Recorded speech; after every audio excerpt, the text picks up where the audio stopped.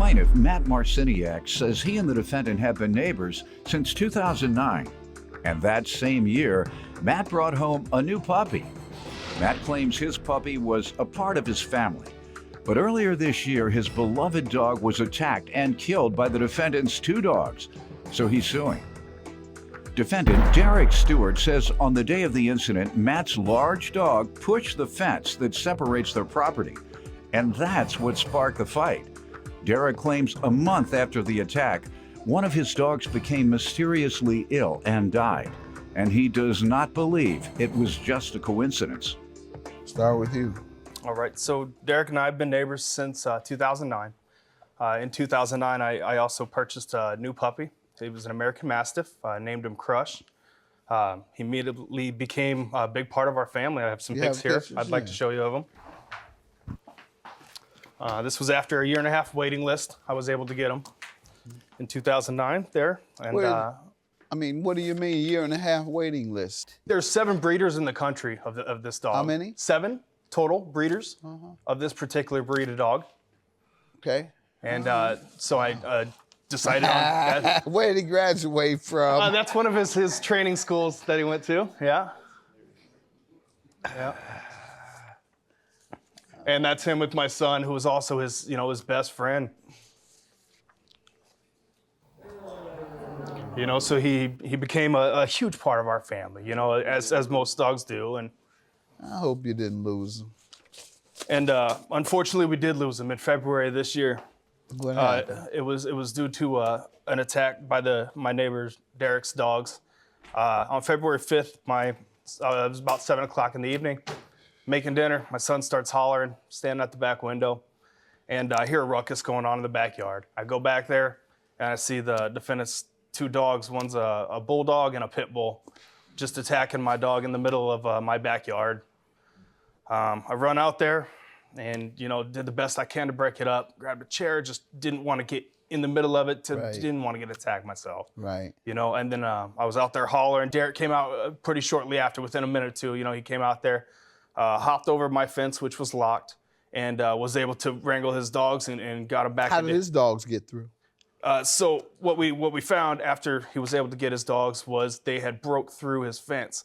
There were several boards that were ripped off. Okay. What are you showing? What do you have there? I have pictures of the fence as well, sir. Okay. Plaintiff Matt Marciniak is suing his neighbor because he claims the defendant's 2 dogs broke into his yard and killed his dog. Sir, what do you want to tell me? Similar situation. The only difference that I would see is, our dogs were also, part of our family and family members as well. I have Your pictures dog of our still dogs. alive? My other dog did die, and we're not actually sure. It happened shortly after the fight, like about a month. He ended up getting mysteriously really sick and ended up passing away also. This is a picture of Frank, the dog that ended up passing away not too long after this altercation. It was suspicious in how it happened. It's a very unfortunate and tragic, so we've had to deal with that family tragedy ourselves as well. The other dog that's involved, Leroy, this is Leroy. At the time of it, he was a puppy, about 6.5 months old. And I have pictures of the fence also that are involved. But Leroy still with you? Leroy is still alive. Still yes, a sir. big part of your He's family? still alive, yes, sir. He's still part of the family, yes, sir. Still brings your family a lot of joy. Yes, sir, absolutely. So after when the altercation happened, You missed that joy. Every day. I'm just making a point. Yes, Go sir. ahead. You sitting here and So when the signifying or implying that this man did something to one of your dogs or in retaliation. If he's going to do something, he's done something to both. Go ahead. What? Yes, sir. So in regards to the fence, leading up to everything that happened prior, we'd had the fence looked at because the fence was Crush is a big dog. And over the years of him being next door, he would kind of bark and have altercations with our dogs just barking. And he had constantly pushed the fence forward.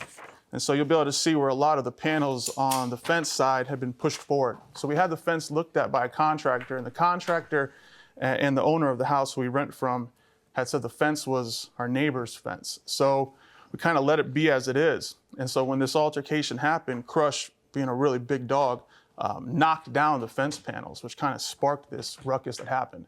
I did jump over the fence. I got over there and broke the dogs up. As soon as I walked in, the dogs kind of separated, and he took his dogs inside. I took my dogs across, and it was pretty chaotic. But you ever heard the words strict liability, that legal concept? Most people haven't. no, sir. All right. Some things you're automatically, there's nothing you can explain away, such as in criminal terms, it would be statutory rape. There's no explaining.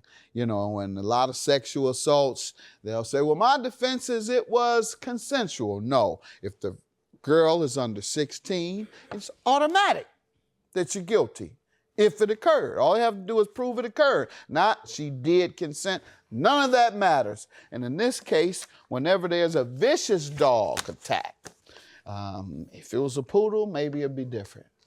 But these were vicious dogs, a pit bull, and you take the risk of being responsible by way of strict liability when you buy those dogs. Dangerous dogs, if anything happens to anybody as a result, they're automatic. There's no defense. The dog is so dangerous that you are strictly liable for anything that this dog does to anyone or any piece of property. And that's what we see here. You're trying to blame it on his fence or your fence, or the dog got through the fence because the fence was leaning. That would be negligence in and of itself. I don't believe that. You have a responsibility of keeping your dog. It should be tied up. If you knew the fence, as you're saying now, that there was something wrong with the fence, you should have also known that I better keep my dogs away from the fence. How do I do that? By putting a leash on them that doesn't allow them to get to the fence.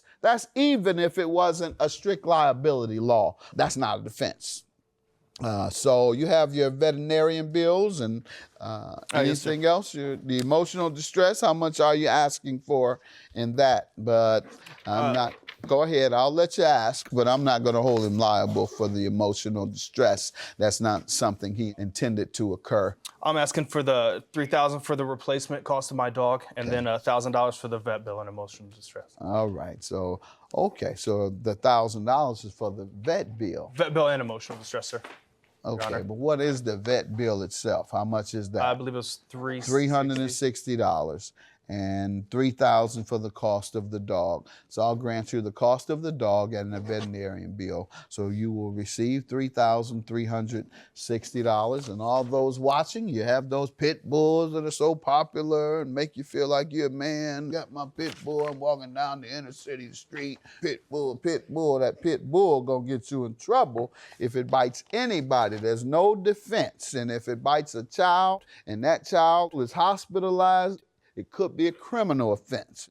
So all those who think you're tough because you got a pit bull, you're going to end up in jail, and they're going to see how tough you are. All right, have a good day. $3,360. Hey, man, I apologize for anything. Hopefully, I know this was a tragic event on everybody's end. Hopefully, we just move forward. We both know it was an unfortunate situation, and I'm glad we can move on.